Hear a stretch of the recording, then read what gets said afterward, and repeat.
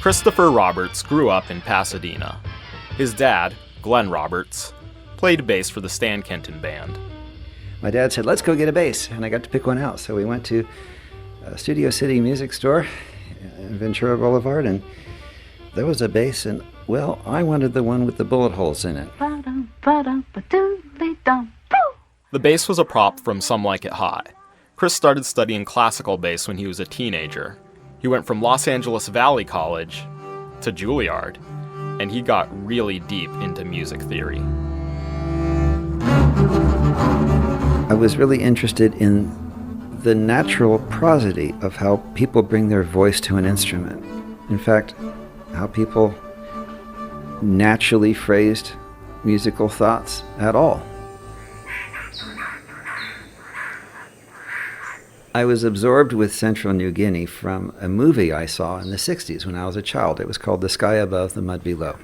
And it showed a French expedition hiking their way across Central New Guinea. And that's the first time I saw villages up above the clouds and people that had not had contact with outside cultures before.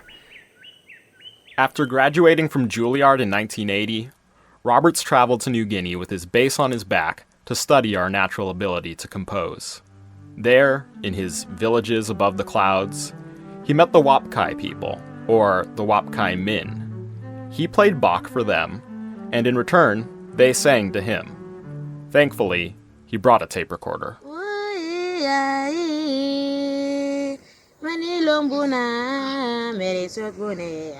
It was very fortunate that they understood immediately what I wanted to do, and they took a vote and allowed me to live there with them. When Robert's stay was over, the Wopkaimin wanted him to keep recording because the new jobs and languages coming from a nearby mining town were diluting their song culture. He wrote to the Bechtel Corporation, which built the mine, to request a grant for another year of research. And to my amazement, they said yes. Bechtel also funded a short documentary. Now there are new sounds in the jungle. The sounds of construction. The sounds of change.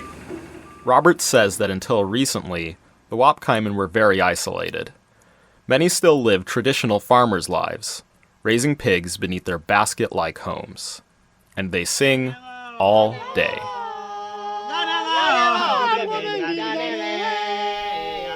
And even when speaking, people would become so animated in their voice, it would turn to song in front of you. Their lyrics often impart agricultural or historical knowledge, but they're also love songs and a lot of humorous songs full of sexual innuendos. In this song, two girls giggle as they notice a boy's... well, you get the idea. Wopkaimin songs fit into different families of songs based on motifs, or melodic patterns of speech. Notes are stretched or broken up in specific ways that indicate what kind of song is being sung.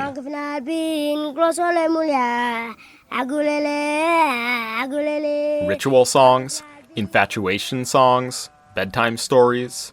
Each song has its own unique motif based on a more general one, which can be hundreds of years old.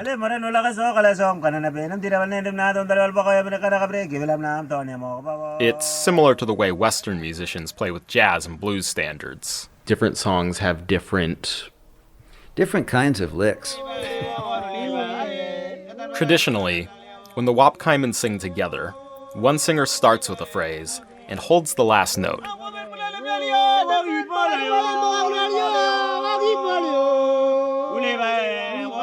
Until, according to Roberts, everyone else jumps in with shortened or upside-down versions of the phrase, maybe in a different octave. You follow in a very free way. You're not trying to be exacting in a rhythmic sense. You're supposed to be improvising with the idea you hear and commenting back. Among the Wopkaimin of New Guinea, the more songs you know, the higher you rank in the ritual house, where children learn ancient knowledge about farming and spirits. A man named Gaysok was in charge. From what I could see, he was the last surviving cult house leader. Very heavy role. And he was like a jester.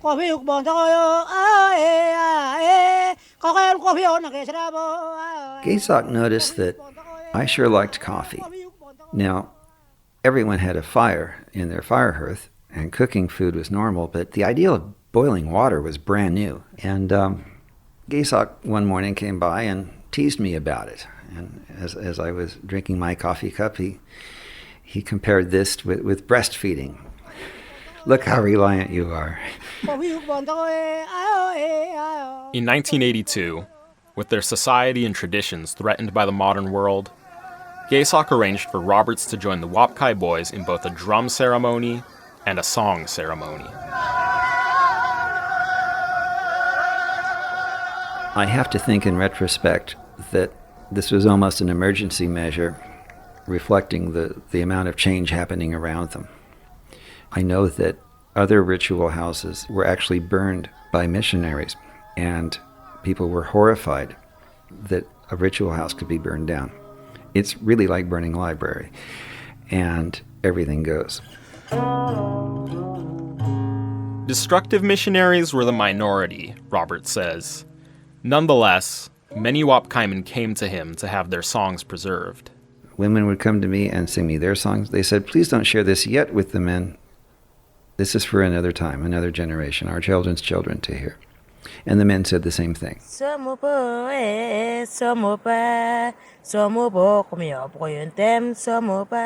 Roberts transcribed 200 songs exactly as they were performed in his book, Music of the Star Mountains, which was published in 2014 by the Institute of Papua New Guinea Studies.